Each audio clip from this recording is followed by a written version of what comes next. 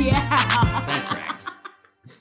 Hey. Hi, my beautiful listeners. Welcome back to That Tracks. With Eythen and... Carolyn. Guys, I missed you last week. Yeah, it was a really weird, not a weird episode. It was different. It was different. It was weird. No, it was different. Because change is bad. I just corrected myself for Eythen's a conservative. Yeah, only in like small stuff. I'm only Conserve the That TRACKZ original values. Yeah, exactly. I'm a libertarian. No, they had a little boys party. Yeah, we did it. Video game off. A video game off. A game off. A game off. Yeah, and I think I lost. Yeah, Cookie Clicker can't quite stand up to the whole world of Pokemon. You'd be shocked. There's a lot of lore to Cookie Clicker. I mean, you listened to the episode, right? Yeah, I did. Okay, what's your favorite part? I liked the very beginning. Oh wait, what? The music? Yeah, I love that song. Oh yeah, it's a great tune. No. It sounds like Mortal Kombat. We keep saying that. No, you keep saying that. Yeah, but I don't know what that is. You know, like Mortal Kombat. Bum, bum, bum, bum, Eythen, be so for real. When has that come across my desk? I mean, I feel like to be alive for so long, you have to encounter Mortal Kombat tune. Well, you had never encountered the one and only genuine original family band. That feels a little different. They're kind of equally niche. No. There's at least 12 Mortal Kombat games, and there's like 5 movies. And there's at least like 16 people in the family band. No, that's funny. Okay, all right, you got me with that one. High five. Okay. Oh, okay, got it. Rock on. Are you gonna ask me how my trip was? You have not given me a chance to ask that, so let me try that again. Let's try that again. Carolyn, anything new going on? Yes. Yeah, how was your trip? Where were you again? I was out of office. I was in Atlanta. Notice how you didn't tell the fans it was for an audition. Yeah, I mean, it's kind of like your personal life. I don't like the gossip. You can't share my wins. Well, You only want to share my failures. I don't know how much people can be superstitious about like saying that they're at an audition. I know I get superstitious about that.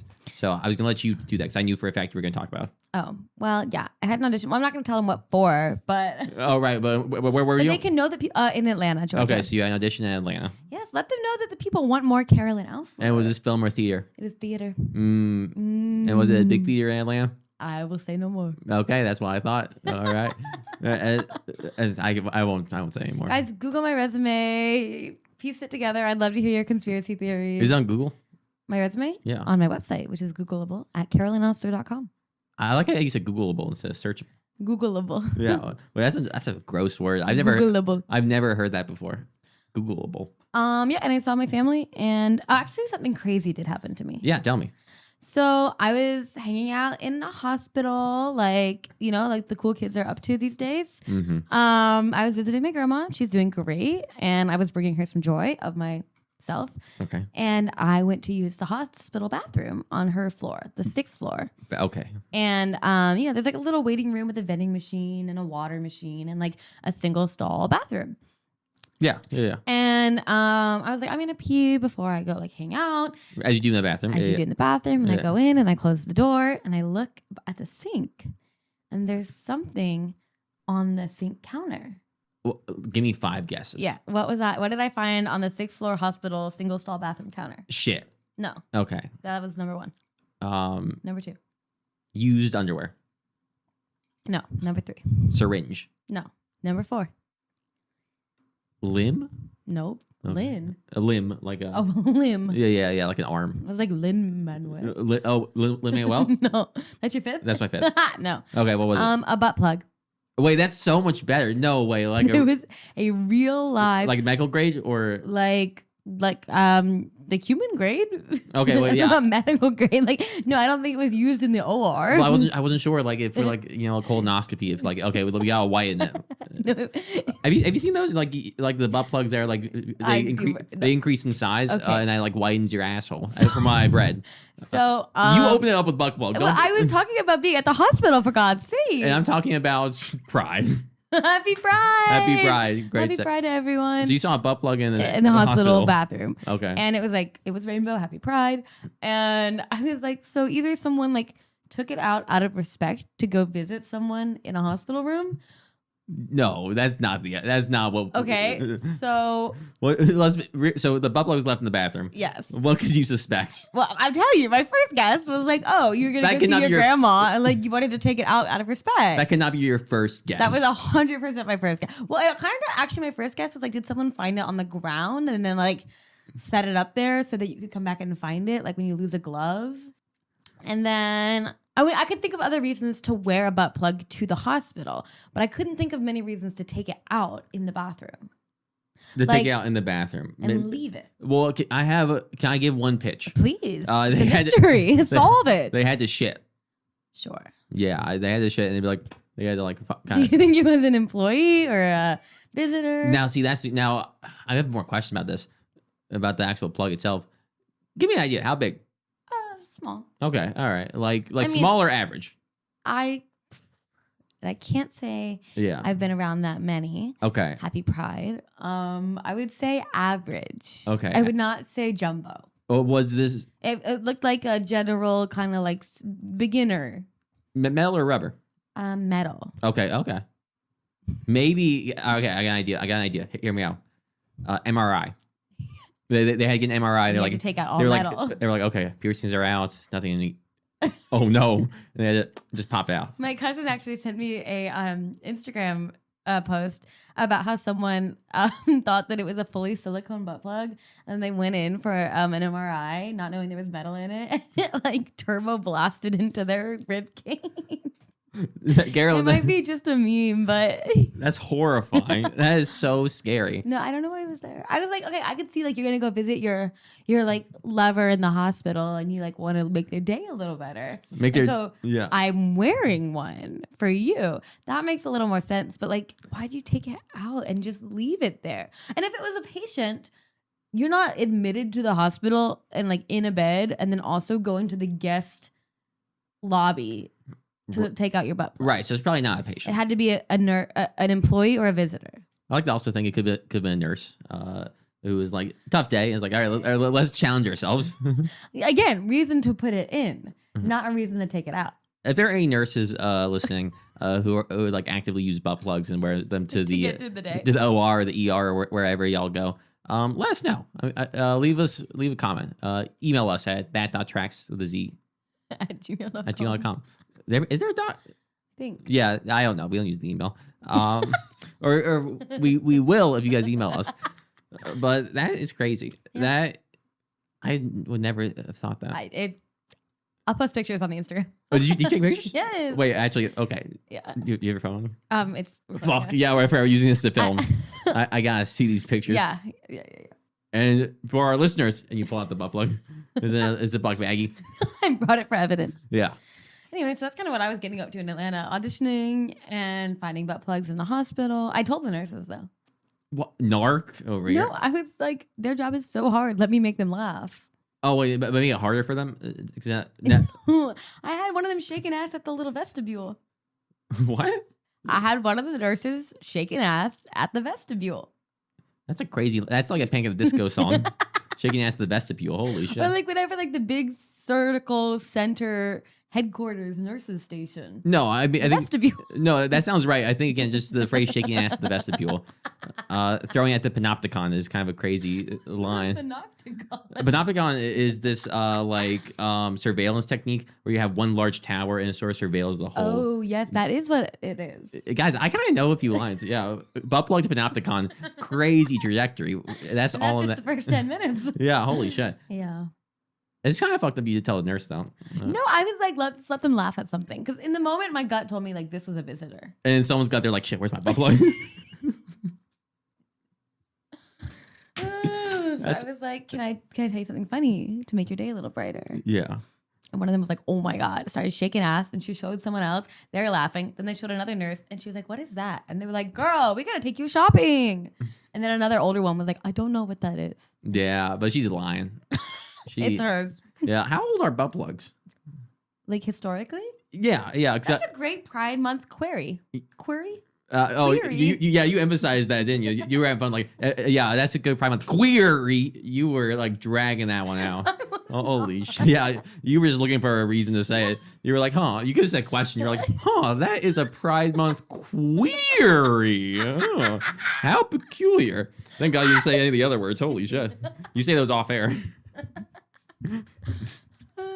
How old are butt plugs? How old are butt plugs? I don't know. Because they feel kind of new age. But that could just be a me thing. Well, because they have to have the flared, tapered base so that they don't go all the way inside of you.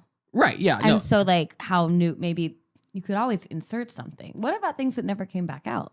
Oh, that's the history of it. There's a whole history of that. There's so many instances of that. There are strong soldiers who just kept it forever to help the science advance.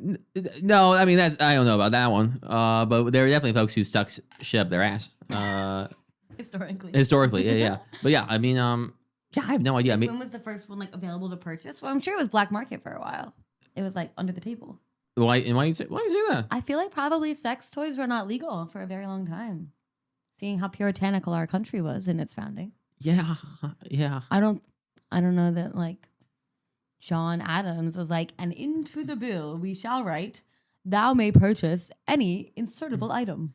Well, no. I mean, probably not. No, usually they made that shit by hand. You know, I mean, they're making like sex toys, but by hand. You look at me crazy, but there's a history. There's ancient like Greek and Egyptian artifacts that are presumed to be like sex toys. Really? Yeah, that's beautiful. Like jade. No, more like rock.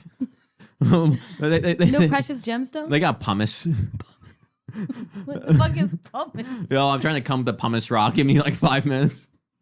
Yeah, pumice rock in my ass. So that's a little bit about what we've been up to. I didn't ask you one question. Yeah, no, not at all. Well, crazy enough, I found 2 butt plugs. They're both in my apartment, and I was like, huh, what's up with that? Yeah, they're both mine. Nothing really new with me. Carol and I were on a show yesterday. That was pretty cool. Yeah, shout out Underground Theater Alliance. Yeah, we love you guys. I think we crushed. Yeah, Eythen did his strip stand-up set. Yeah, I don't think I've explained this to the listener. It's pretty self-explanatory. Whenever I write all new jokes, and then if the audience laughs, great. If they don't laugh, I take off a piece of clothing. And let's just say this audience wanted to see Eythen naked. They were not happy. You showed a little bit of stomach taking something off, and they about lost their minds. Dude, I know. Eythen had a little like, I reached high and my shirt came up, and people were at the Bruno Mars concert. Yeah, I think mostly out of fear. They were like, it's so white. So see, I can make that joke. Don't make that joke about me. I have Irish in my blood too. Oh, right.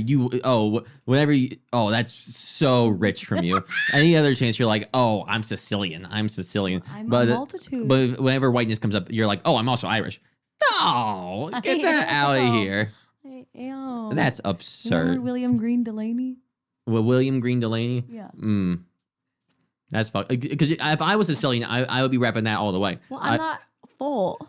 Oh, that is so rich. Again, whenever you have a chance. You gotta lean into one area. Well, I can't change the math. Oh, but then stop talking about being Sicilian. Well, I am, just not all the way. Oh, but you're more Irish? I don't know. I'm a Southern American woman. A Southern American woman. A Sam. Uncle Sam. Boom shakalaka. That's not really a boom shakalaka. Oh, what's a boom shakalaka? Yeah. Stumped him. Head scratcher. Sorry, I just don't like supporting the U.S. government. Sure. And Uncle Sam and what he stands for. Unlike Carolyn. Again, raging patriot. Off mic, she's actually like texting. She's in contact with the U.S. military, U.S. Navy, and U.S. Air Force. Like, hey, I have some ideas. Yeah, I have some ideas. Yeah. Okay. So I brainstormed for what are they called? The soldiers? Yeah, the war team. The war team. Yeah, the military. War. Oh, that one. Yeah. Eythen, am I going first or are you going first? Well, I mean, be honest. Should we tell the listener what we're doing? No. Okay. Secret. I think you should go first. Okay. Yeah.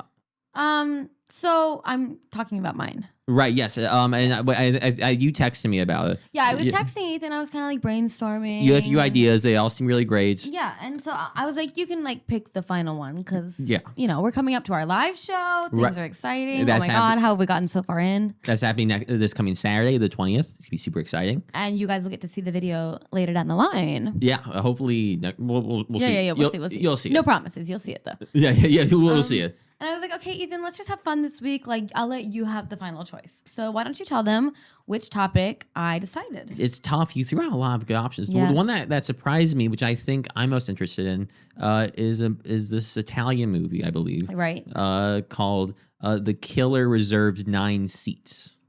Yes, The Killer reserved 9 seats. Yeah, and I'll just confirm that in our text. In our thread. chats. Yeah.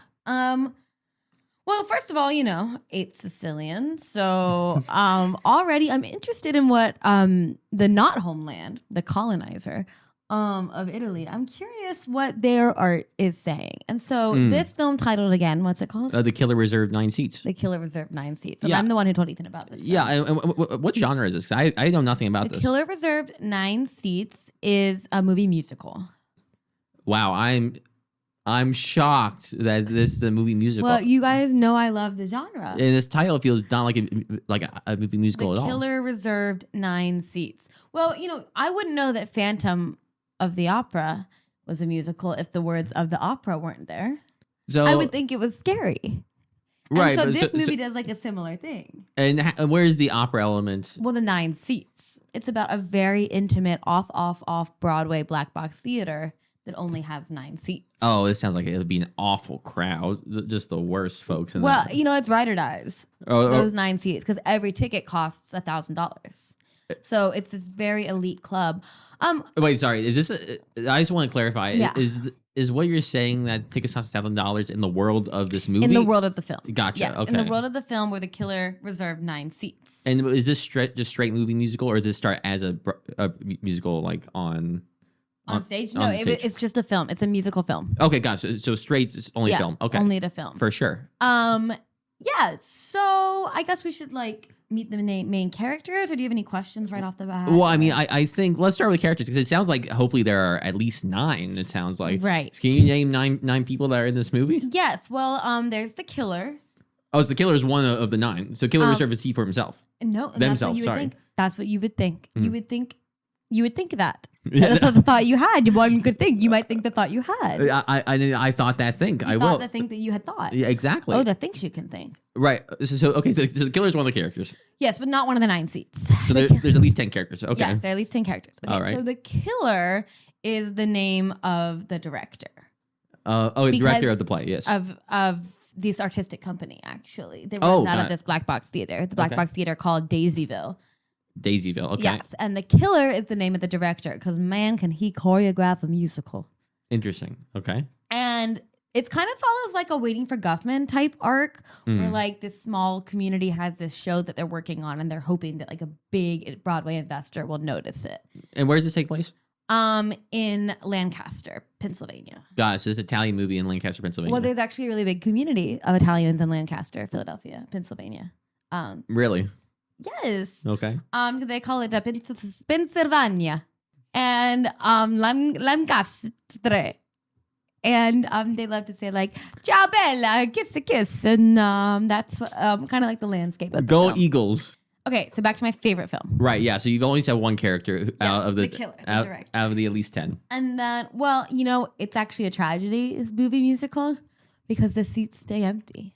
No one comes to see the musical.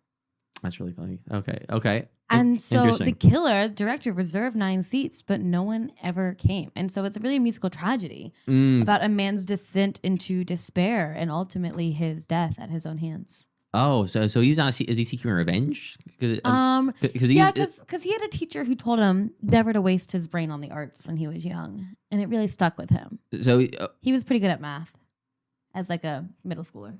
Okay, so wait, so he's seeking revenge on his instructor, but there's no killing. Wait, so I'm sorry. I think I missed this. I think you did explain this. Yeah. Why is he called the killer again? Because he's one hell of a director. He's a killer director. He's a director, choreographer, music director. He does all of it. Like, you should see the harmonies that he can make sing. You know, I guess hear them, not see them, but right. He's just a killer director. Okay, so I mean, can we talk about this production that he's doing? Because so there's the 9 seats that were reserved. No one came. The killer, aka the director, is very sad about that. Yes, and then he ultimately unalives himself. That's where the killer comes from. Interesting. Okay, so I guess spoiler warning. Yeah, it's his descent into despair, like I said. Yeah. Wait, so I mean, let's talk about the play that's being presented. The Guffmans of it all. Yes, the Guffmans. So it's actually a spoof of Annie, the little redhead orphan. Okay, the redhead one. Yeah. Who like lives with the millionaire bald guy. Yeah. Okay, so it's going off like that bald guy concept, but they take a hard left turn into a hair regrowth company, like big pharmaceuticals. And so it's kind of like what would have happened if Daddy Warbucks was on his hair regrowth journey. And it's told through song. It's a rock opera, actually. So wait, so okay, sorry. Let me just can I just let me just make sure I understand. Yeah, totally. So the play that is being, or musical rather, that's being produced is not a remake, but it's like taking this one concept from Annie and like playing with that. Like, is the idea like, now that I have hair, I'm more evil? Like, it's so interesting, right? Like, there's so much to explore. Right, because I didn't really think the reason why Warbucks was the way he was because he was bald. And a lot of people miss it. It like goes over a lot of people's heads, you know? Okay. So is Annie still in there? Yes.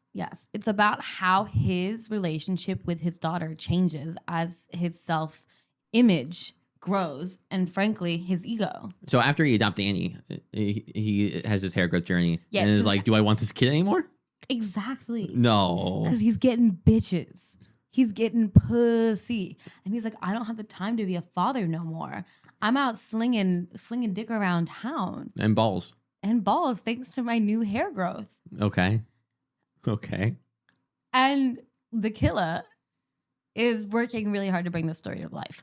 We do find out that he wrote it as it goes on. Oh, the killer wrote it? Yeah. Yeah, that's probably why he killed himself. Yeah. He killed himself because it was so bad? Yeah. You don't think this is good? Well, maybe if you heard some of the songs. Oh, wow. Oh, you know what?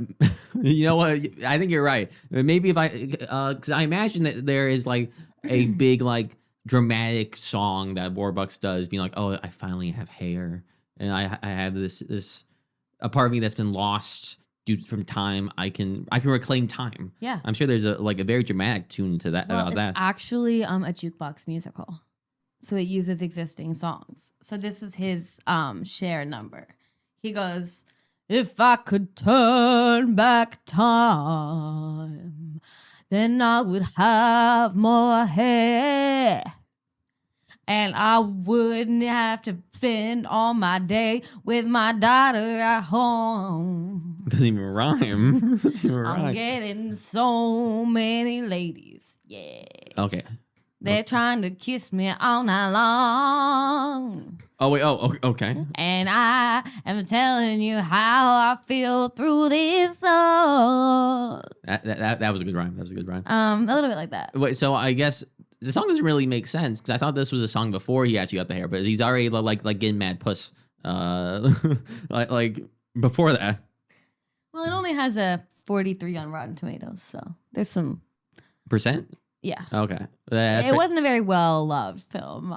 Killer reserved 9 seats. Well, I assume that they wrote the bad song on purpose because it gave more reason for the director Killer to kill himself. No, exactly. You're getting it. Right. So why is the movie at 43? It sounds like it's like a well done satire. Well, I think like the rules of the play within a play on film got a little confusing. Oh, interesting. Because they tried to do this thing where like they would. Because it's 3 people playing all the roles. Wait. In the musical. Okay, in the musical. We're talking musical. Okay. In the musical, there's an actor who plays Annie. Right. There's an actor who plays Daddy Warbucks. Yeah. And then there's an actor who plays everyone else. Okay. So it sounds like there's a lot of interaction between Annie and Warbucks.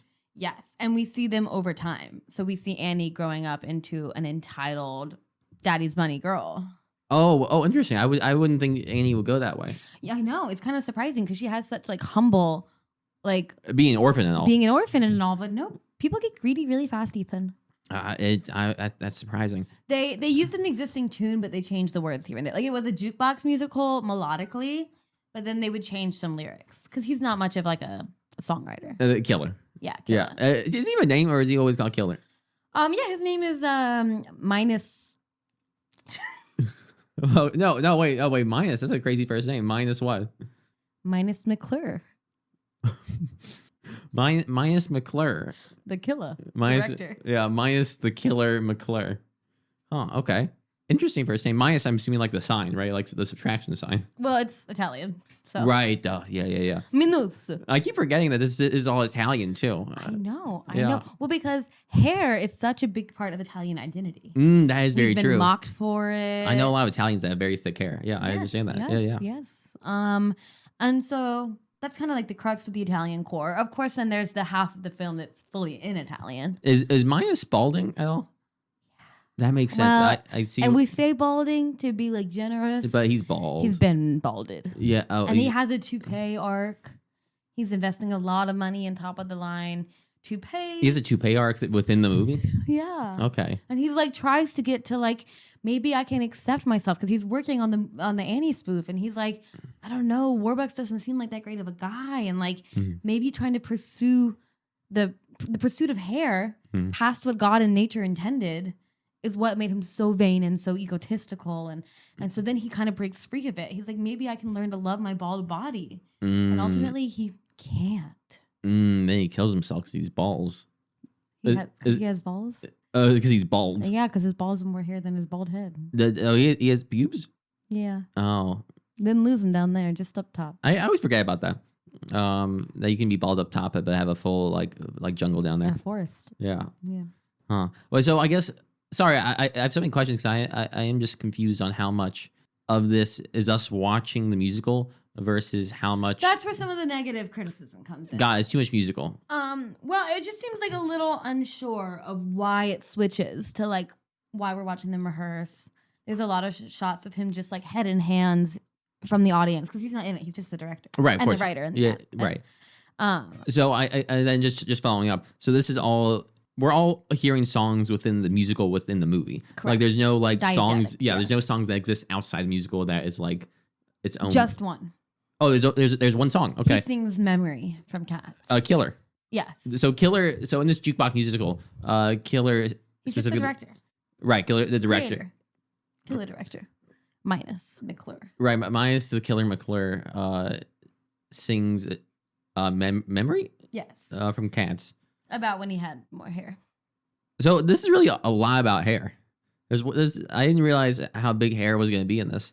And also, Annie's the bad guy now, which is kind of crazy. I would never think, like, no, I'm laughing too. It's like a crazy concept. Well, it's not that Annie's the bad guy. It's that wealth and greed are the bad guys. Yeah, I guess. I mean, does Annie stay? I mean, like, how old does Annie get? In the play? Yeah. 36. Oh, so she you can't really be like disowned, or you can't be disowned. I guess you can be. Well, in the play within the film, spoiler. Yeah. It ends with Warbucks dying and her getting the inheritance. To Annie? To the Daddy Warbucks. Yeah, Annie gets it. Oh, Annie gets the inheritance. She gets all the money. And then does Annie take off her hair and she's actually bald too? And it's a deep. I wish that would have been a way smarter way to end it. Maybe Minus wouldn't have killed himself if he had thought of that. Right, yeah. Maybe Minus wouldn't kill himself if Annie ended up bald. At the end of the musical within the film. And they both like touch their foreheads together. Their bald foreheads. Her to the corpse of her dad? Yeah. That could be really beautiful. I'm kind of tearing up thinking about that. That's really tough. So that's my new favorite film. Killa reserved 9 seats. Right, yeah. Interesting. Huh. And how'd you come across this movie? Reddit. Yeah, Reddit does that. Yeah, r/Sicilian Pride. Huh, interesting. Yeah, you learn a lot online. Yeah, I guess you do. And I watched it. And you liked it, it sounds like. I mean, you liked it enough to recommend it. Yeah, I did. I'm a sucker for a movie musical. Of course. I like playing with existing musical theater IP. Yeah. Annie's a classic story. I like that there weren't hair plugs in this bald journey because that would have been a turnoff for me. You know, I'm scared of hair plugs. Right. And this was just toupee, acceptance, suicide. So can you remind me? I think you said this. How when did this movie come out? This movie came out in 2009.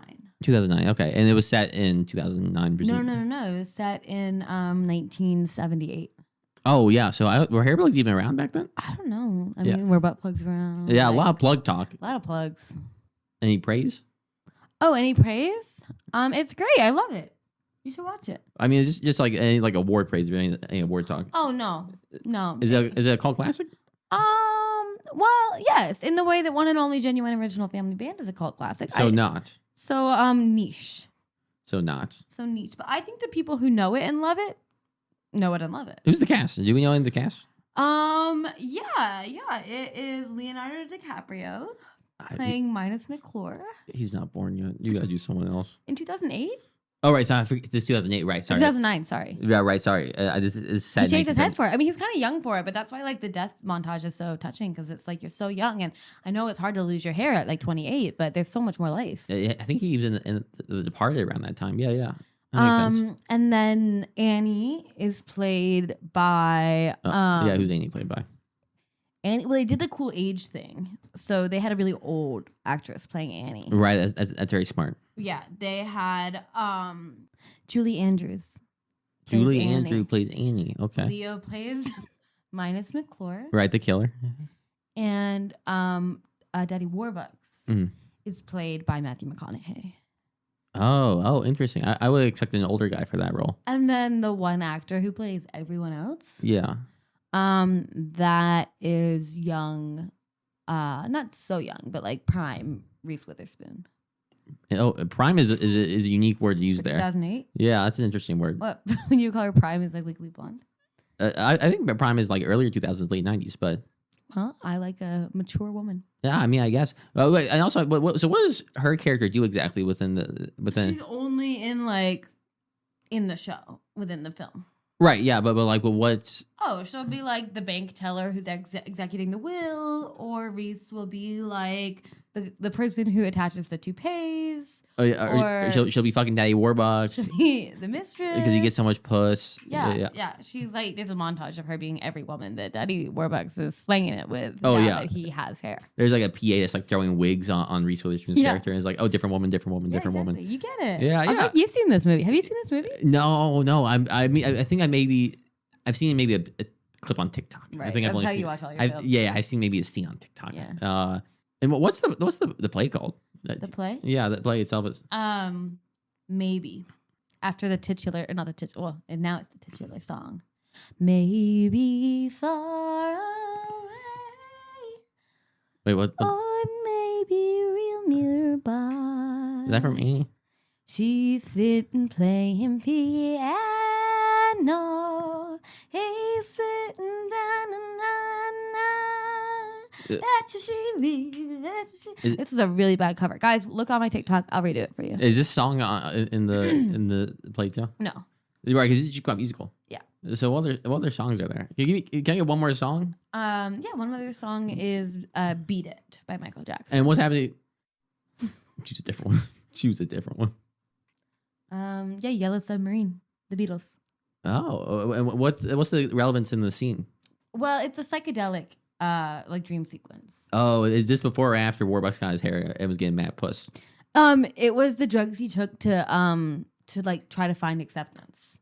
Oh, so before he got his hair? Yeah.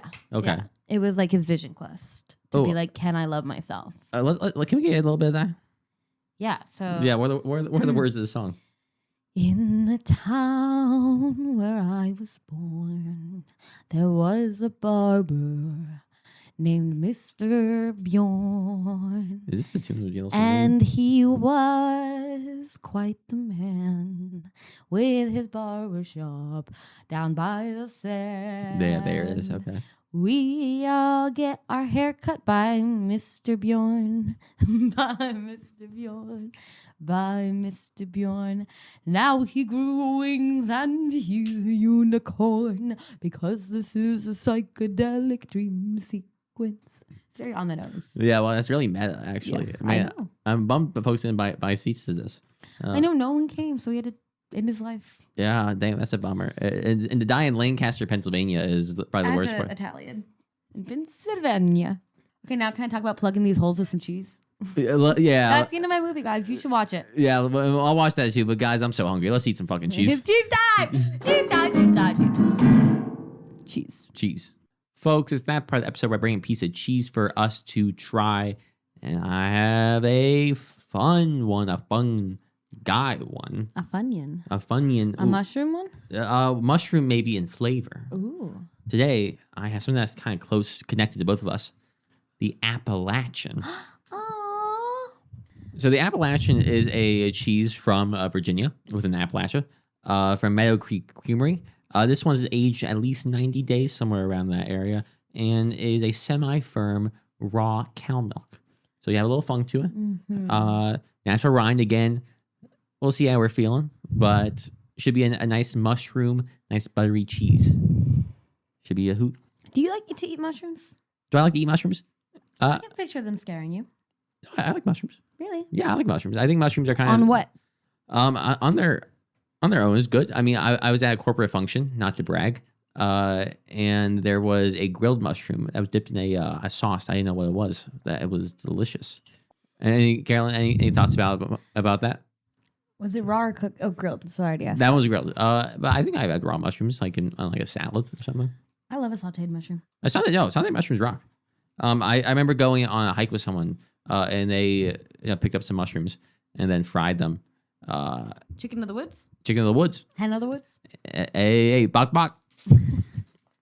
That's how I like it. All right, let's crack open this cheese. Ooh, wow. Ooh, la la. Look at this guy. Look. Very yellow. Yeah, very yellow. Does that mean high fat content or what? Uh-oh. You want to end like this before the live show? This is kind of funky. This is kind of stank. I'll tell you that. Do you want to give... It's a Ryan for sure. Give that... You're giving that a long stiff. It's fecal. Yeah. It's litter box. It smells like cat shit on a hot day in the litter box. You know, I feel so like old with cheese knowledge because I'm stiffing this and I'm like, oh, this is kind of... You give me a gag reflex. Or activating that. You don't love it no more? You out of the game? I think I'm slowly getting out of the game. Wow. Yeah, I'm afraid whenever after this live show happens, and then like maybe we take a little break. I don't know. I'll come back and like any cheese is just gonna scare me. I'm very worried about that. And then you can be a veggie monger. Oh God, no! I'll if I do that, I'll be just like minus McClerin. What a guy! What a guy! Rest in peace. Let's try this guy. I'll be transparent, Carolyn. I don't think I'm gonna do the rind. Oh, you're a weak little boy. All right, then maybe I'll have the rind, I guess. Are you a strong big man or a weak little boy? I just have a lot of things planned this evening. I don't know how the rind's gonna treat me. Ooh, yeah, that's going in or coming out. Oh, gross! Like the butt plugs. I like the butt plugs. All right, let's just try a little piece. Let's just see how we're feeling. Oh, much better without the poopy. It's always the rind. The rind is always what gets me. It smells good. It smells sweet. It feels reminiscent of what was it? Maybe we had Tome that was very similar. Well, did we have the Tome de Savoie? Yeah. Tome de Savoie. Yeah, I think it is that rind that's doing that for me. I don't know. Cheers. Cheers to Appalachia. What is that flavor? Yeah, it's odd. I think that's supposed to be the mushroom. Oh yeah, do you get that mushroom flavor in there? I wouldn't call it mushroom without being guided toward that. Yeah. It's kind of Gouda-y, but it's creamier. I see where you get the Gouda. A creamier Gouda, but with almost like a slightly Parmesan finish and with kind of like a woodsy mouthfeel throughout. It's weirdly nutty for its age. It is weirdly nutty. Yeah. And for being so creamy, too. Exactly. That's very odd. It's a creamy nutter. I'm not going to say that. Guys, I'm not going to say that. Well, you don't have to. It's a nutty creamer. I'm sorry. That's what you'll say. Yeah, I'll say that. It's a nutty a nutty creamer. Okay. Can I have another bite of the nutty creamer? Oh, nutty creamer. Nutty creamer. Yeah, Carol, I'm sorry. I don't know if I can do rind. I'm trying to hype myself up. And unfortunately, peer pressure will probably work on me. Yeah. Don't worry, I can make him do it, guys. Yeah, I'll be bullied and then I'll throw up on it. him. It looks so like buttery. It looks like homemade butter. Yeah, it's so soft. Yeah, it does. Again, I said this earlier. Definitely replicating like the Tom vibe. It's such an interesting mix of creamy, nutty, and with a like sharp finish. Yeah, you get some of that rind funk for sure. Some of that like not staleness, but staleness in air rather. I don't really pick up on any of the rind. Really, I'm kind of very intrigued by it. I'm intrigued too. It's so creamy on the first. It's one of those that has like many different waves. It's the first bite is like very creamy and decadent. Right. And then kind of like a little more fuller body starts to come in. It's not just like milk fat flavor, which I maybe is some of that like mushroom. Yeah, the mushroom nuttiness. And then it like comes back around to this kind of like sharper finish. How's it with the wine? Our Sauvignon Blanc. The wine is nice. It's a little sweeter. Yeah. I'll be honest. I get buttery more in texture and less in flavor. Yeah. I'm definitely getting heavy in like the nutty area. But in like I say nutty, but it's not like that Thanksgiving cheese we had. Oh no, right? Yeah. It's that nutty like you assume with an old aged cheese as the crystallization in there, you get some of that those nuttier flavors. But here again, it's so soft and so young and so rich that it's like, oh, where is that coming from? You see some of that Gouda? Yeah, definitely. Again, from where that nuttiness is coming in. Do they make Goudas this soft? Yeah. I mean, there was a sheep Gouda that we had, or a goat Gouda rather, that was similar in texture. I had some crystallization there, but for cow's milk, yeah, I mean, there's a few. Again, I don't texturally feel any crystallization. That's the thing. It's so odd that there's like no crystallization here. It's like strictly like buttery softness. Fascinating. Yeah, it's very odd. You want to do a bite with cracker? Yeah. Why not? Let's crack it up. Yeah, guys, it is really weird. We're approaching like not almost, but like we'll be close to a year since I left my cheese shop, or the cheese shop I used to work at, and like it's odd how much has been like not lost, but how many I'm not actively eating cheese as I was then. I'm losing some of that. It's like whenever you stop working out for a while, it's like okay, now I'm kind of just weak. Oh, you work out? We understood the metaphor. I don't think we needed to question the logistics of that, the legality of my workout regimen. The Ritz gives it a nice saltiness because it's not very salty at all. Really, you think it's salty? I think that maybe the nuttiness I get that salt. I don't get salt, and I don't really get. It's interesting because it is quite sweet and creamy, and then that kind of like depth of the mushroom comes in and makes it a little more savory. But like I quite like the salt of the Ritz. It does kind of help it in a weird way. Right? Yeah, it's almost like not brie-ish, but like some like softness texture. I quite like it. I'm kind of into the mystery of it. And we all know I started out wanting very, very simple cheeses. Right. As we've also just eaten a lot of cheese over the past year and a half, I kind of enjoy when one slows down my pace, but still makes me want more. I found ones that are so challenging that I'm like, I don't want it anymore. Of course. This is like just enough curious and challenging that I want to go back from other bites, but like complex enough in texture and flavor that like the most you're going to eat is a couple pieces. Like this would be a hard cheese to like binge. Yeah, no. And I was thankful that I could like snag a smaller piece of this, but yeah. I think a year ago I would really like rock with this cheese. And now I'm losing my edge. You're losing your edge. You're going soft. It's so unfortunate because I always, every other cheese, I'm like, yeah, it needs more edge, And once we get a little more edge, I'm like, let's go back to a cheddar or whatever. You gonna try this little piece of rind? Are you Eythen Anthony or are you minus McClure? Was it McClure or was it McClerin? I'm sure you had different names. Do it.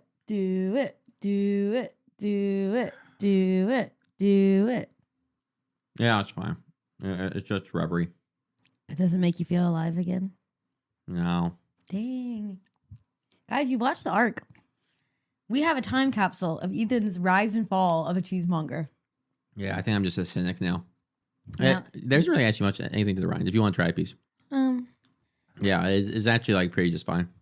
Yeah, just like rubbery, like you said. Yeah. And it's so odd. Again, that's where like 8% of the smell funk to is. And there's like barely any taste funk. Yeah. Smell funk, taste funk. Yeah. See funk, say funk. Carolyn, you really like this cheese. How would you rate this? I'm kind of like on a 4.2. That's really high. I like it. For a cheese like this, that's really high for you. It's interesting. It makes me want more. And this is cheese you think you will come back to? Or like if this is on a board? Yeah. Yeah. Mm-hmm. I'd be interested to try it with a salami. I'd be interested to try it with a jam, with a fruit, with a grape. Yeah. If there was maybe a meat here, I think that'd be really interesting. I feel like it could go a lot of different directions. Yeah, with like a spicy salami. Ooh. I feel like it could go spicy. It could go sweet. Mm-hmm. It could go salty. It could go herby. It could go citrus. Ooh, citrus could be really nice. I fuck with this cheese. 4.4. Wow. Holy shit. What about you? I think this. Okay, you guys are gonna hate me for this. What?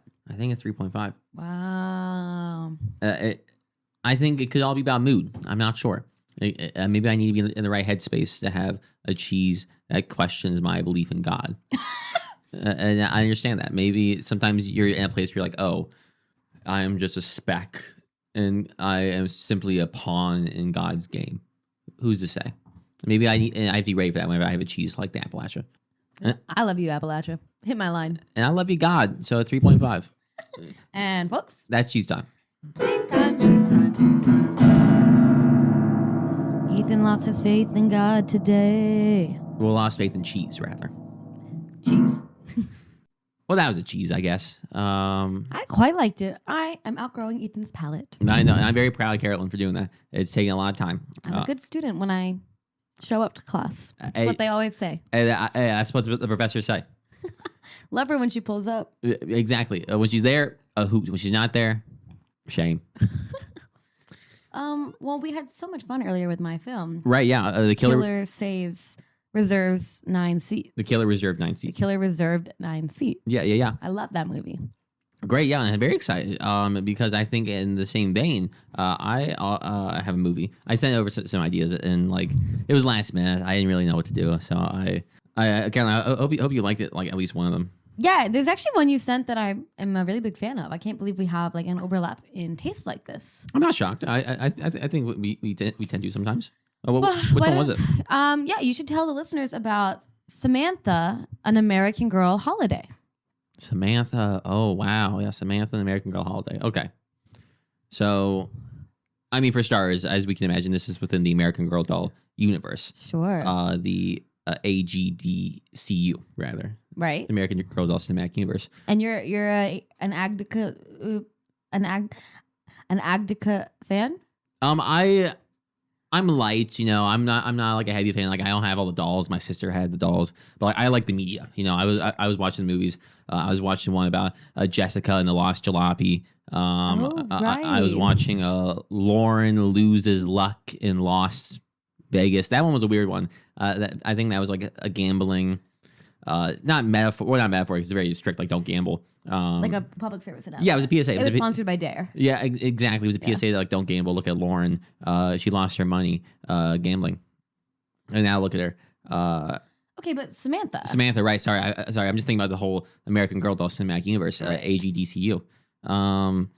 So Samantha is a unique character. Again, this was made in late 90s, early 2000s, I think, somewhere around there. 2004.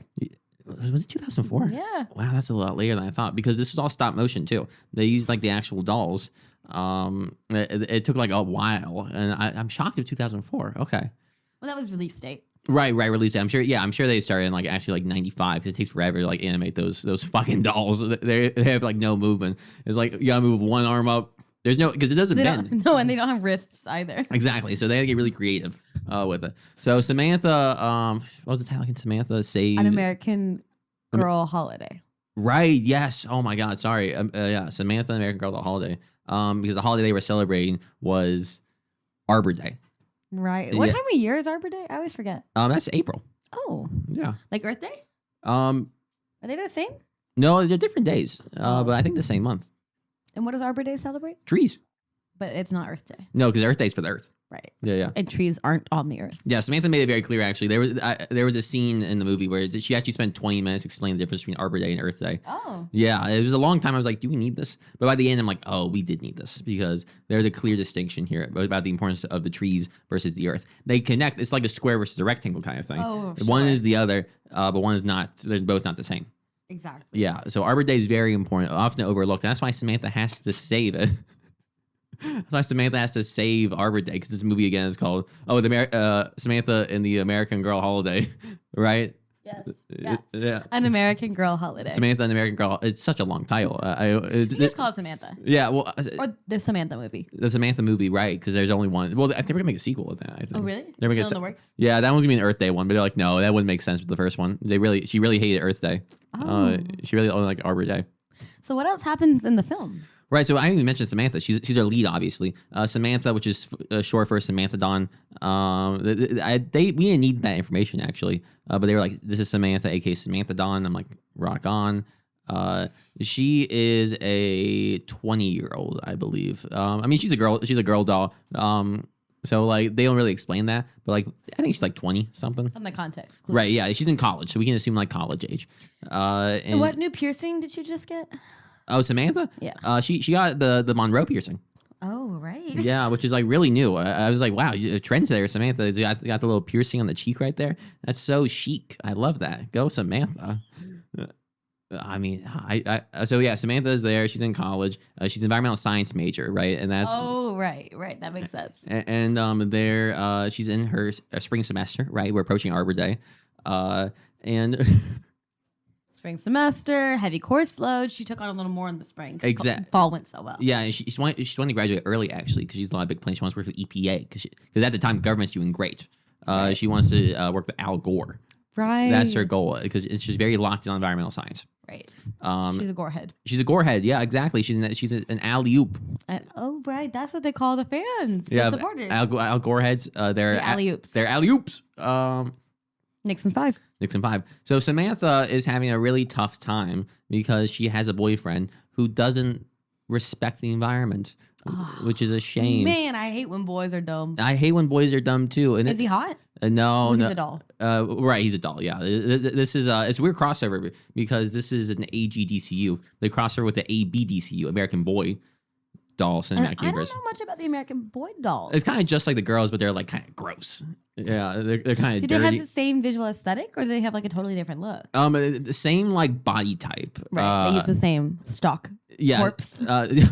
Corpse, I don't know, but yeah, definitely same stock. But they're all kind of like dirty, and they all have like how the girls they have like like more professional jobs. They're children, but aren't there? Some of them are journalists. Some are journalists. That's children. They're people. They're hobbyists. They're people of history. Yes, and they have important passions. Right, like wanting to not be a slave anymore. That's Addie's arc. There's Kaya, who's like, I hope they don't erase my life as a Native American. Right, and the boys are like, hey, I'm Tony Hawk. Oh, yeah. There's the Tony Hawk. There's doll. a Tony Hawk doll. Who's a skateboarder. Right. Right, of course. Yeah, there's Ralphie, who invented the first ship. Which is very crazy. Like the first ship, and they were like, "Yes, I built this by hand." And I'm like, no one had ever had a log float on a river before. Yeah, but with Ralphie, I had a little more class. He had a sail on it. Yeah, like the first sailboat. Well, if we're being technical, the first sailboat was built by. But semantics. This is for kids, so you can't say the first sailboat. You have to be like the first boat. And like, oh, a boat. I know what a boat is. I'm 5, and I'm shitting my pants right now. You're still wearing a diaper at 5? I'm assuming other kids are. Like, this is a different time. This is 2004. That's like when we were 5. Oh, wait, shit. Yeah. Okay, you're right. My bad. So, crossover. So, this is Samantha's movie, but the boy that's here, his name is Ronaldo. Ronaldo, who is. Ronaldo was actually a gaffer. That was his doll. He was like, I want to be a gaffer when I'm a kid.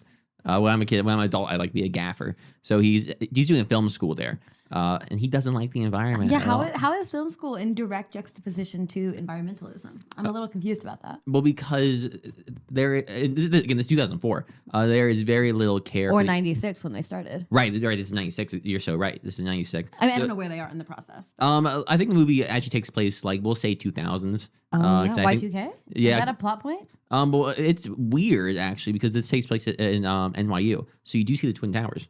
Wow. So they did plan around that, but then wait, they did stop motion on location? They did stop motion on location, which at NYU, which is very controversial. But like they really wanted to be in scene. Was the scale not confusing?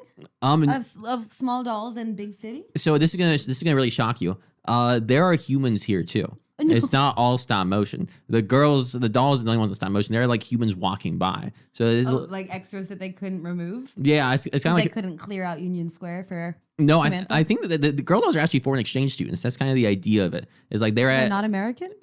Well, they're foreign in the sense they're plastic. Oh. Yeah, yeah, which is very odd. That's kind of like a commentary on class. It's very interesting because I'm like, oh, so these girl dolls are in university with like human folks. What does that mean? So they'll like be in class and it's like 3 dolls and 8 humans? Exactly. They have to sit in the front row because if they raise their hand, you can't see them in the back, which is very tricky. Sure. And so how did they mix the film styles of stop motion and humans? Are the humans also doing stop motion? No. They're actually going way faster. That's the thing. Like the humans are like moving way faster than the dolls, and that's how they get those cuts. Oftentimes they'll try to keep when there's like more intimate scenes like between Samantha and Ronaldo, they'll have one-on-one stuff. But when they're out in the open, they like to have the humans walking really fast. Right. Well, I'm also curious if you recall this part of the film. Samantha's beloved best friend, who's also a doll in the collection, Nellie. The redhead, who I actually had Samantha and Nellie back in the day. That's why I was like so happy you know this movie. Right, yeah. Samantha, the environmental science major, and Nellie is doing textiles. Textiles, underrepresented. Yeah, I know, and trust me, that she is the punching bag throughout the movie. They're like Samantha's having her arc and then crying, and then Nellie's like, "Oh, it's gonna be okay, you know, college, we'll get through it." And Samantha is like snaps, it's like, "Yeah, you're a fucking textiles major. Of course you're not concerned." And then we're like, "Oh wow!" And we're like, "Wow, Samantha! Oh my God, that's your friend. Why are you being so mean to Nellie right now? She has to make a carpet. She has to work on her blanket by tomorrow." Right. Yeah, blanket assignment. I can kind of relate to Nellie because when I was in college, my sophomore year, my roommate was a nursing student and I was a theater studies major. Oh, and she was in like organic chemistry and I was in juggling. And she was like cramming for a huge test. And I'm like screaming in the corner because I'm like, if I can't fucking get 4 tosses with my 3 balls by 10 a.m. tomorrow, I'm failing clown college. She was like, I'm trying to figure out how to save a life. With organic chemistry? Yeah. She went on to be a burn unit nurse. So she's doing a lot more for the world than I am. Hey, rock on to her. And she did burn out and quit. And that's... the industry chews them up and spits them out. And you said she got burnt up? Can I get a drum rim shot? That's hilarious. I love you, Angelique. Angelique, you rock. Speaking of people that rock, so Samantha is really going through a lot in this movie because Ronaldo is not being we missed this point. Right. So Ronaldo is in film school, and at the time, people were not very respectful of like, you know, when films are done, like they just kind of threw their stuff away. There wasn't much care to how these props were preserved. Oh, it's about prop waste. Well, yeah, there's a lot of like waste in this. So sure. Like, Ronaldo is actually going to be in a movie. He's going to be like a light gaffer in a movie. Right. And Samantha's like, no, you can't be in this movie. This director has a history of like trashing the places that he goes. Oh, yeah, he's the director who would like film at a forest and just dump the trash on the ground. It was crazy, yeah. And so Ronaldo was like, I need this. I'm trying to work my way up. And Samantha's like, well, you can't work your way up. The environment keeps working itself down. And you're like, oh, that's a bar, Samantha. That's a you bar. Go, girl. Go, Sammy. But they're both in college, so they're both dumb as hell. And I'm like, oh, fuck, I love you too, you know, that kind of stuff. And now they're Southern. I love you too. You know, they slip it. They slip into their Southern tongue sometimes. I'm curious if there's like a meta commentary on 9/11. No. Okay, yeah, we just skip that part, yeah, because this was made between 1996 2005 at NYU, so you will notice that like the Twin Towers are there at some points and then not, and they don't really comment on that, which is kind of troubling. You would think they would like cut around that and be like, okay, we're gonna film only in these locations where you can't see the towers, but they make a point of it. They're like, okay, this is the same place. They're not there. So they clearly had like metaphors aligned with that. They were very curious of what that could mean. So I have 2 questions. One of them is, is there a commentary on Ronaldo studying film whilst they are subjects of a stop motion film? Like, what's the nuance there? There really isn't much because Ronaldo is very dumb, and also they don't know they're in a movie because they're dolls. Yeah, it's well, I mean, they are like. I'm sorry. I did lie. I did forget about this. There is like a weird cheeky nod where the dolls kind of look at the camera for a sec. They're like, like when I was like, yeah, imagine a movie about us, and they kind of pause and look at the camera and then turn back to it. They wink. Yeah, they do a little girl doll wink or boy doll wink. They do a doll wink. And I'm like, that's when I got lost, and I'm like, okay, this is not genuine. Right. This is what even is our like fourth wall here? Yeah, this is you're treating this like a joke. We're being serious about this because it's about Arbor Day and protecting about Samantha saving this fucking American Girl doll holiday. And no, you're gonna make a little joke about, what if we're in a movie? Guys, you guys are dolls on campus. Let's be fucking serious here, okay? You guys are so fucking small. How are you guys getting to class? You guys have finals in 3 fucking weeks. Lock the fuck in. It's gonna take you 3 weeks to walk there. Yeah, honestly. Yeah, guys. But Ronaldo has a skateboard though, so he kind of can roll around. Okay, my second question is, yeah. Since the other actors are humans, and they shot it over 10 years. Yes. Is there visible aging? Like someone who was 19 when they started is now 29. That's a great question. Every human actor is a day player. Oh. Yeah. Sure. So they're all nameless faces. Yeah. So you will see a lot. You'll really focus on the dolls. Sure. The humans that are there, they're there for one day for one scene, and then they're gone forever. So there's a long list of day players. What do they do about reshoots? About reshoots? Don't.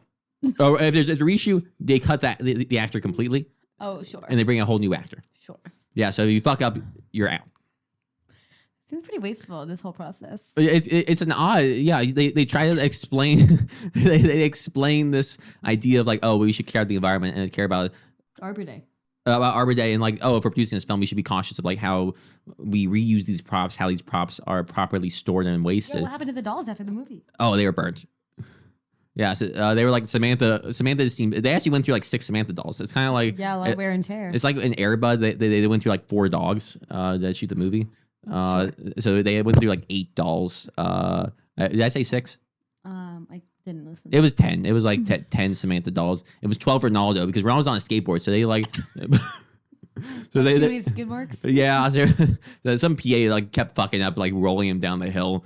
So they're like, shit, we need like 10 more of these guys. Did it make you want to create a stop motion film? No, because it took so much time. Right. And like I loved it. I mean, it is like a cult classic, obviously. Like Samantha and the Great American Girl Doll Holiday, the Great American Girl Doll-a-Day, if you will. That's what the fans call it on the subreddits. The Doll-a-Day. The Doll-a-Day, yeah. But no, I never want to make a stop motion. I just felt like too much time. Sure. Yeah. But it'd be great. I mean, if I had like 18 American Girl dolls, yeah, I'd make a stop motion short film. Mine would be about who would mine be about? There's so many good ones. I do the Marie Curie American Girl doll. Sure. Yeah, I think a great one about her. It'd be more of like a biopic, obviously, because it's Marie Curie. But a short. Short biopic. It'd be a short biopic. Really, it'd just be about her finding radium and then dying. Oh, yeah, right to the point. Be super short. It's like, yeah, and this is a metaphor for don't lick radium. Right. If you see radium, maybe take a few steps back. Step back. Yeah. That's what I would say too. Yeah, I mean, if I saw Marie, I'd be like, Marie, back up. Marie, trust me, take a few steps back. Put on gloves, girl. Yeah, get some latex. Put on some goggles. Yeah, get some lead. So yeah, I would do Marie Curie for sure. I mean, I would also do Jocelyn. Jocelyn was a Great American Girl doll. Jalopy juicer? No, see, it was Jacqueline. Oh, sure. Yeah, Jocelyn. She did jukeboxes. She made the first jukebox. She made There's a lot of inventors. Well, yeah, I mean they're American Girl dolls. They gotta be inventors. They gotta be making stuff. I don't know that any of the ones I'm familiar with are really inventors. Oh wait, which ones are you thinking of? Well, there's Kit Kitteridge. Oh wait, she journalist. She broke the Watergate scandal. Broke the Watergate scandal. That's the first for her. But that's not an invention. Well, she invented covering the Watergate scandal. Sure. Yeah. There's Josefina. Yeah. I think she invented New Mexico. I mean, someone had to. It was a much needed state. There's Julie. Did you know New Mexico state motto is "The more it grows, it goes"? The more it grows, it goes. Yeah. What does that mean? I don't know that. I tried to Google that. It made no sense. I think the idea is that it would expand out. I never understood that one. Sure. Yeah, Josefina. Actually, I think in the movie they did Josefina explains New Mexico's state motto. And I'm like, okay, that feels. And Rodrigo, what's his name? Rosafino, Ronaldo. Ronaldo is like, I want to make a film about this. Oh, and Samantha? Yeah. I think there was a post-cred scene. Yeah. Oh, yeah. You had to stick around. And yeah, you saw this in theaters in 2004? Well, yeah. I was a kid, and I was like, hey, Samantha and the American Girl Doll Day is playing. We got to see this. Your manga or your dad? Oh, dad. Oh. Yeah. And he was like, guys, I want to watch Transformers. I'm like, no, we got to see American Girl. We got to see Samantha and the American Girl Doll Day. And then he cried. And I was like, wow, oh my God. It really got. What was the moment that brought him to tears? I think the breakup. Between Samantha and Ronaldo. Because Samantha was like, if you can't care about the things that I love, how can I care about you? Oh. And I was like, Samantha, you are 20. Careful. Ethan's 4. Yeah. I'm 4. I'm like, Samantha, be for real. So Ronaldo's not good for you. You guys were not going to last past the summer. Come on. And then Ronaldo, he went to be a gaffer. But then, tragically, the film set caught fire. So Ronaldo died in the film set. No. And then a lot of trees got burnt. And they did a little funeral for Ronaldo. And then guess what Samantha planted? A tree. To honor his life? Yeah. It ended up looking like a little gaffing pole. Aww. Yeah, just for him. That's adorable. That's how the film ends. And then it sets up. Oh wait, Ronaldo dies, right? So I guess it wasn't Ronaldo who pitched the Josefina, New Mexico movie.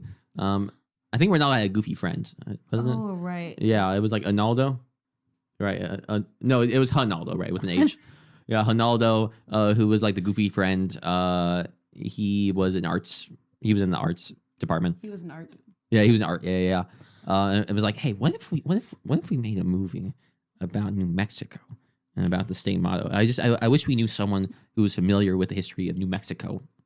And then Josefina like enters through stage left and is like, Josefina, wait. And that's the end. That's the end. And then it lines up Ronaldo's movie.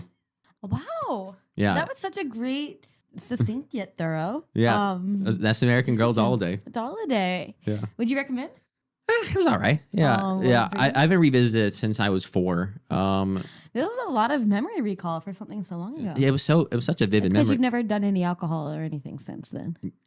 So your brain cells are all perfectly intact. Yeah, I remember the day I was born actually, because what was it? It was Karen and the Crawdads, right?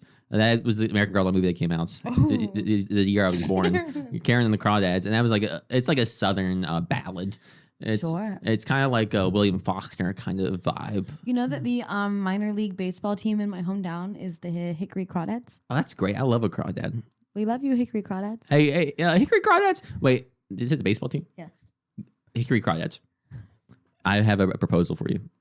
Let me throw the opening pitch at any of your games. I would love to throw. You who's never been to Hickory? Yes, please. Carolyn and I will each throw an opening pitch. Whoever throws farthest wins. Loser gets tased. Oh. Or pepper sprayed. I don't know which is legal down there. Pepper spray isn't legal in New York. I think just about every weapon's legal in North Carolina. Okay, all right. Then you can shoot me, I guess. Paintball. Right, with a paintball gun that has a bullet in it. Jesus Christ. Wow. Great movies. Hey, Ethan, can we tell the audience something? They had to have caught on by now. In case y'all were sleeping at the wheel. Yeah. This was improv. Improvisation. And viewership drops immediately. Yeah. I've never heard of what was your movie called? The Killer Reserved 9 Seats. What happens? It's a slasher about. Actually, I do think it was a theater production. Oh no, it was friends who bought a movie theater and they were like checking it out, and then they get murdered throughout the theater. Sure. So and then 9 people die, presumably. Sure. Yeah. And Samantha. Yeah. Is a 1888 immigrant story of a young girl working in fabric sweatshops in New York. Oh, so the textile stuff was kind of close. Textile stuff was spot on in New York. In New York, hey, and Twin Towers, they weren't there yet. No. Okay. Well, I mean, when were they built? Definitely after 1888. So yeah, no. And was this animated? No, it's people. A young Abigail Breslin. Oh, no, that's not who it is. She's Kate Kittredge. Some child actor. Who was the girl who was in Because of Winn-Dixie? Don't know what that is. Some child actor. Uh-huh. So I wasn't close to your adult. Well, you knew it was a doll. Yeah, I she's a girl in the movie. So I guess not at all. You got New York. All right, nice. I got New York and textiles. I got New York and textiles. Great. And I got theater. You got theater. You got there were for sure 9 seats. Awesome. Yeah. And you got some of the Italian there. Yes. You said 1970. You said 79? Yeah, 78. I think I was kind of close. It was like 74 maybe. When it was set or when it was made? When it was made. Oh, yeah. Well, I said it was made in 2009. Oh, yeah. Never mind. Scratch that. Well, guys. That's kind of fun we have on that track. Yeah, we decided to be silly, play around. Yeah. Let us know if you liked it. You guys are going to see the title of this episode and be like, what the fuck is this? Okay. Samantha, the American Girl, Dolladay. Dolladay's good. Yeah, Dolladay that's going to crush. That's going to crush. Happy Pride. Happy Dolladay. Happy Dolladay. Speaking of crushing, I'm so excited to crush this coming Saturday along with Carolyn at Star Bar. At 6 p.m. to do a live show with a crazy fucking lineup. Carolyn, who are some of these folks that are going to be on? Gracie Hirsch. Yeah. Jabari LZ. Jack Walls. Emily Villarreal. Danya Tromer, Carson Alanis, and Ben Glassman. It's going to be so with Jack fun. Dominic in the booth. Noah Gentry at the door. And so many other people. And just a great live show. Friends, family. If you guys are there, you guys are in our family. We are cousins now. So yeah, very exciting. If you guys want to learn more about the show, maybe you want to see more clips or hear more from us, Carolyn, where can folks find us? They can find our podcast on Instagram at that.tracks with a Z.pod. They can find us on TikTok at that.tracks with a Z.pod. Where can folks listen to us? They can listen to us on Spotify, on Apple Podcasts, on iHeartRadio, and on YouTube. Yeah, exactly. It's a great lab. And Carolyn, where can folks find you? They can find me on Instagram at Carolyn Ausler, CarolynOursler. Extra shout out to the Underground Theater Alliance for saying my name right last night. Made me so happy. Love those folks. Anything you want to promote? I had a show that just happened. It was awesome. You should have been there. Yeah. We got this show coming up. No, I keep it loose. Oh, yeah. Follow me on Instagram and you'll see what I'm up to. Yeah, she'll have more stuff coming up. Or what state I'm in. Or exactly, what country she's in. What country I'm in. Eythen, what about you? You can find me on Instagram at Eythen, EYTHEN_Anthony, ANTHONY. On TikTok at Do Not Drink Water. Very serious about that. I got a few shows coming up. On the 24th, I will be at the IRT Theater in Manhattan for the Bumpy Nights as part of the A-Lab Theater Festival at 10 p.m. Very excited for that.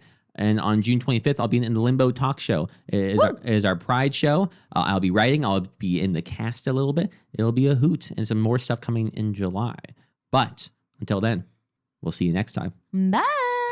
Bye, folks.